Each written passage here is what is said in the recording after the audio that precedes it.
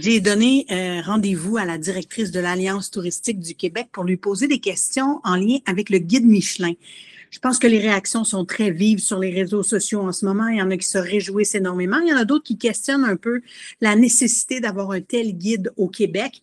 Bien, on va poser les questions à celle qui a probablement serré beaucoup de mains, eu beaucoup de conversations et fait énormément d'appels téléphoniques dans le but de convaincre les dirigeants du guide Michelin que le Québec, ça goûte vraiment bon et que leurs inspecteurs devraient venir passer du temps ici afin de voir à quel point on fait des belles et des bonnes choses ici. Donc, Geneviève Quentin devrait arriver. Ben tiens, voilà, elle accepte, elle arrive à l'instant. Je l'accepte. Geneviève, allô, bon début de Allô. journée. Merci de prendre du temps pour moi. Je suis vraiment reconnaissante. Ça me fait vraiment plaisir. Moi, en fait, depuis hier matin, depuis plusieurs semaines, on avait hâte que ça soit enfin dévoilé, mais disons que depuis hier matin, là, je suis pas mal sur un nuage. On est vraiment, vraiment, vraiment contents.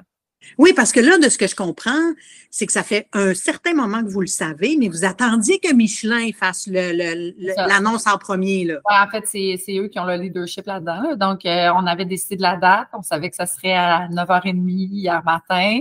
Mais disons que ce qui est fabuleux, là, parce que, tu sais, on sait qu'au Québec, souvent, les gens peuvent être potineux, là, mais ce qui est fabuleux, c'est d'avoir eu des partenaires mobilisés au courant, mais il n'y a rien qui a sorti, personne n'a rien su. Donc, ouais, quel beaucoup de travail, de collaboration, là, on est vraiment contents. Geneviève, permets-nous de comprendre un peu parce que ça fait longtemps que le Québec et Michelin se courtisent, là.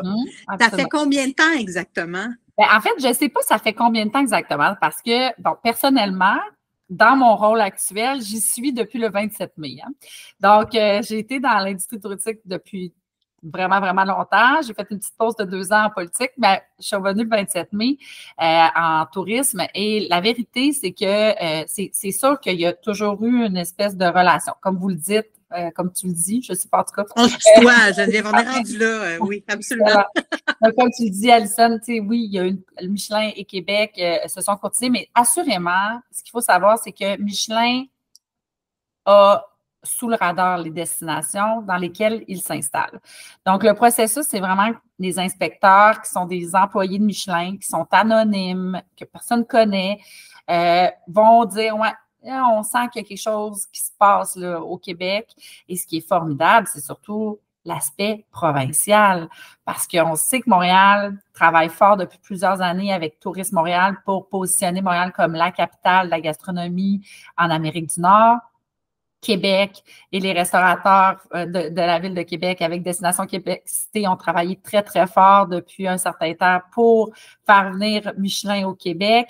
Mais ça, c'est du rayonnement, c'est du positionnement. Ouais. Donc, Michelin souhaitait venir, mais à l'échelle provinciale, et c'est là que nous, on entrait en ligne de compte parce qu'on est le bras promotionnel du Québec à l'international. Donc, on est mandaté par le gouvernement du Québec pour faire la promotion touristique du Québec à l'international.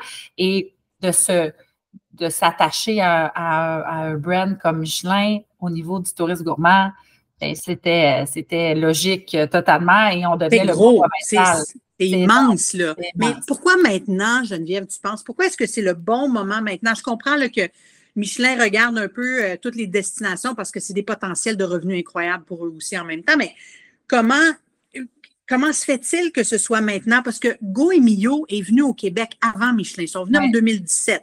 Go et Mio, c'est considéré en Europe tout aussi, peut-être pas autant que Michelin, mais pourquoi en 2025?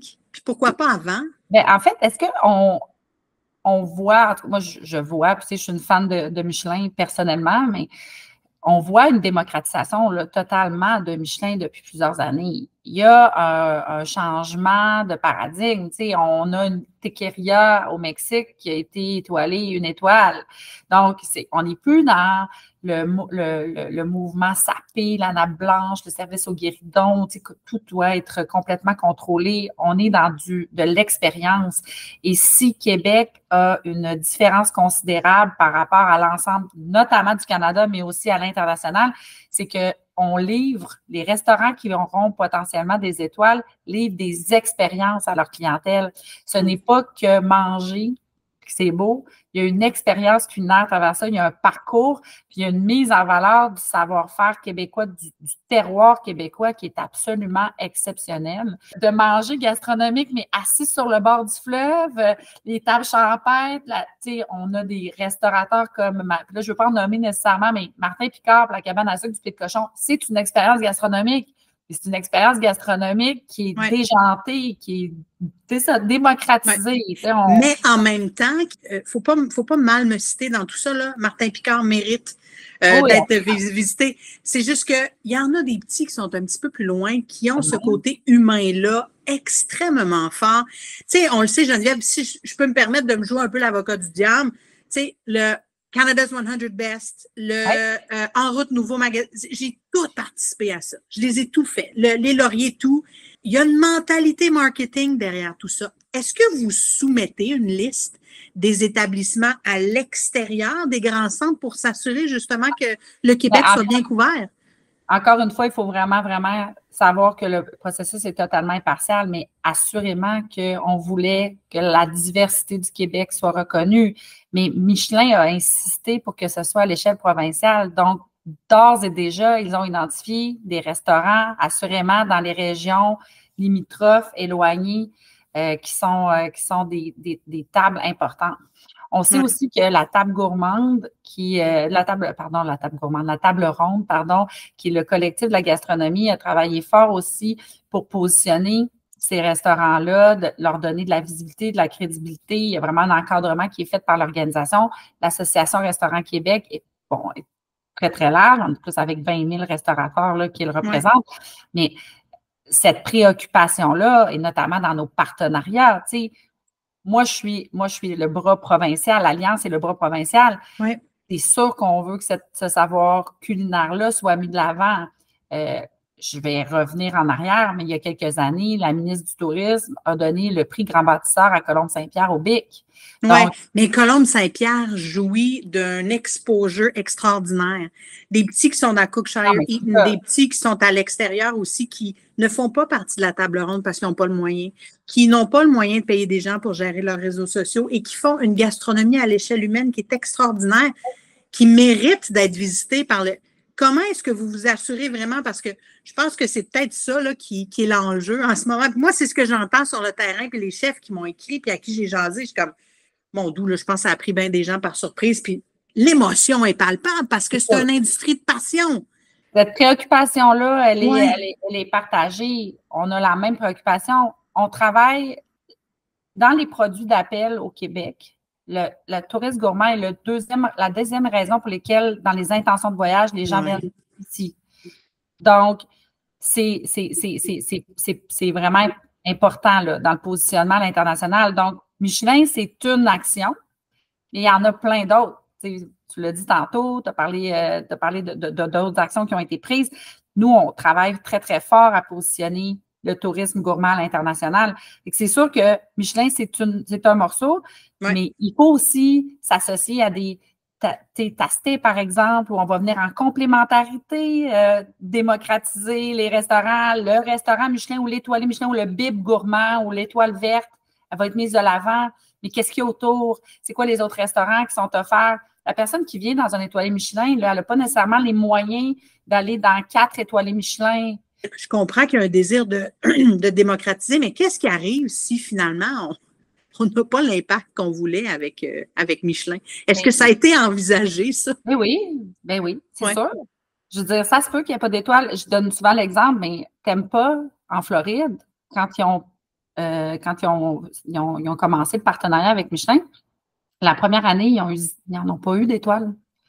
Puis l'année d'après, il y avait un restaurant qui était passé de 0 étoile à 3.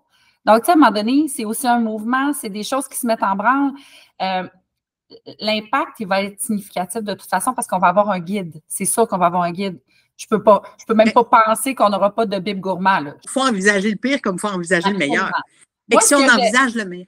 Moi, là, non, c'est bon. Si on envisage le meilleur, allez-y, vas-y, puis je vais. Si on envisage le meilleur, mettons qu'on a un impact énorme, puis que ce que j'appelle, moi, le secret le mieux gardé du Canada, qui est le Québec, l'extérieur de Montréal, mais ça, c'est un autre enjeu. Mais c'est différent, c'est complètement différent. On ne peut pas comparer Montréal avec le reste du Québec de toute façon. Non. C'est deux mondes complètement différents dans la gastronomie. Mais comment est-ce qu'on va répondre à cette demande-là? Est-ce que, Geneviève, sincèrement, l'industrie touristique et l'industrie de la restauration est prêt à pallier à ça, cette grande demande qui pourrait venir avec le guide Michelin? Absolument. Oui. Absolument. Oh oui, moi, j'ai pas d'inquiétude. De toute façon, c'est ça notre travail. Tu sais, oui, il y a la promotion, mais il y a toute la structuration de l'offre, l'accompagnement des entreprises. C'est cette coordination-là qu'on voit depuis les quelques mois là, sur lesquels on travaille sur ce dossier-là. Moi, j'en reviens pas. Tu sais, souvent, on trouve dans certains secteurs que ça stagne, que ça bouge pas. Ben, c'est parce qu'on travaille en silo. Ouais. Pour ce dossier-là, on a fédéré les forces vives de tout le monde et ça a fonctionné. Et le réseau touristique est un réseau qui est basé sur 21 régions touristiques au Québec avec des associations touristiques régionales, mais on a aussi des associations touristiques sectorielles, des gens qui viennent accompagner tous nos représentants, nos entreprises touristiques, qu'elles soient dans l'hébergement, qu'elles soient dans la restauration, qu'elles soient dans les attraits. Donc, c'est sûr que oui, il y a une capacité d'accueil, mais on va pallier à ça, on va y aller graduellement. C'est pas parce que tu es un étoilé Michelin. Par exemple, si jamais, là, on jase, là, mais. Allons-y, on jase, on se garde. Si jamais un étoilé Michelin était nommé à, je sais pas moi, à Chibougamau, OK, on va le dire comme ça. Bon. Ouais. Ben, ça va être juste du rayonnement extraordinaire pour Chibougamau et ils vont y aller avec la croissance potentielle. Je veux dire, à ce stade-ci, s'ils ont 10 places dans leur restaurant, ben, ça va être ça. Ça va être ça chaque soir, bien rempli. Donc, tu sais, il faut gérer la croissance, mais d'avoir cette notoriété-là, cette visibilité-là à l'international, cette crédibilité-là, notamment à l'échelle provinciale, c'est formidable. Puis, j'aime rappeler... Oui, excuse-moi, c'est parce que juste en passant à Chibougamau rapidement, je m'excuse de t'interrompre, mais est-ce que Chibougamau serait capable de répondre de pallier au manque de main-d'œuvre en lien avec ça? C'est une réalité qui va frapper fort, ces industries-là, ces établissements-là. Tu sais, je pense qu'il faut vraiment y aller dans la vision de la croissance puis de la gestion de la croissance. Tu sais. À un moment donné, il faut juste gérer les attentes. Tu sais. Si jamais ça arrivait pour vrai, quel bonheur pour cette région-là. Hey, mais hein? Donc, pour moi, c'est ça. Dans le fond, tant mieux. C'est la beauté de la chose. Moi, ce que je souhaite, là, mon rêve ultime, ouais. Je ne peux pas présumer, mais c'est sûr que si on pouvait avoir le premier 2 étoiles au Québec de confection gastronomique québécoise qui met l'accent sur le terroir québécois, j'en serais ravie parce qu'on n'a rien à envier à personne. On a tout ce qu'il faut. C'est extraordinaire comment on travaille. Puis notre offre culinaire a vraiment évolué de manière phénoménale depuis notre arrivée il y a 400 ans. Moi, c'est sûr que je me questionne quand je vois, par exemple, qu'à Toronto, le seul 2 étoiles du Canada est un restaurant asiatique. Je suis contente. Absolument, de sushi, oui. C'est bon, mais... Ouais. En fait, c'est le seul 2 étoiles au Canada. Au Canada, c'est ça. Pas juste celui à Toronto, c'est au Canada. Au Canada, c'est le seul 2 étoiles, puis c'est un restaurant asiatique. C'est formidable, c'est un restaurant asiatique. Imaginons que le premier Michelin 2 étoiles soit mettre en valeur le patrimoine culinaire du Québec. Ça serait... Il y a quand même 2 étoilés Michelin en Amérique du Nord, le St. Lawrence et celui à New York de Hugues Dufour, qui mettent la gastronomie québécoise de l'avant. Probablement que les inspecteurs, c'est peut-être eux qui font en sorte que les inspecteurs ont commencé à regarder le Québec un petit peu plus avec le temps et se dire « Oh, il se passe quelque chose au Québec! » Absolument. Sait-on jamais. C'est quoi la prochaine étape dans tout ça, Geneviève, aujourd'hui, là? En fait, ben là, c'est sûr que les inspecteurs font leur travail. Ils étaient déjà ici bien avant qu'on entame même à signer l'entente promotionnelle et commerciale. Donc là, à partir au printemps 2025, on aura nos premiers lauréats. Si lauréat il y a. Donc, il y aura des annonces qui vont être faites. On souhaitait, bien sûr, que ce soit fait avant la période estivale pour s'assurer d'avoir le plus de retombées positives. Comme je le disais, c'est sûr que Montréal est mobilisé, Québec est mobilisé, le reste des régions est mobilisé. On a des acteurs comme le Développement économique Canada et le gouvernement du Québec, le ministère du Tourisme, qui nous aident aussi à nous assurer de la représentativité tant culturelle que régionale dans tout ça. Voilà, fait que prochain rendez-vous, c'est assurément au printemps pour connaître les tables qui auront été sélectionnées. Voilà. Ben, j'ai hâte de te reparler à ce moment-là. Moi aussi. Je suis très fébrile. Je pense qu'on a tous bien hâte de voir. On veut juste voir le premier. On veut juste savoir, je pense, comment l'extérieur nous voit, nous. Parce qu'on est tellement fiers de ce qu'on fait. Puis je le sens, je jase avec ces gens-là à tous les jours depuis les 13 dernières années. Je la vois, l'évolution. Et il y a une gastronomie phénoménale au Québec pour avoir voyagé, je ne sais pas tout, mais pour avoir voyagé beaucoup, puis essayer de comprendre comment nous, on se distingue ailleurs. Puis toi aussi, je le sais, avec l'Alliance touristique, vous voyagez énormément pour faire la promotion du Québec, mais Caroline, qu'on ait vraiment un secret très bien gardé. J'espère que ça ne changera pas trop de choses parce qu'on le fait déjà très, très bien. Totalement. Non, je pense que les Québécois, on n'a pas beaucoup de moyens, hein, donc on fait beaucoup avec peu.